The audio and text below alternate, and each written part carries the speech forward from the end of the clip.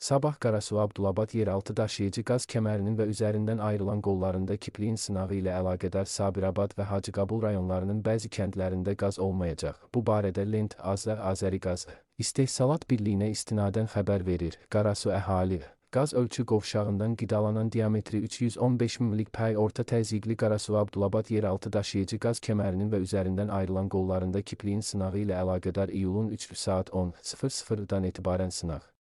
İşləri başa çatanadək Sabirabad rayonunun 16 kəndində Quruzman, Qaraqaşlı, Gəzli, Yenikənd, Kovlar, Axısxa, Surra, Qaralı,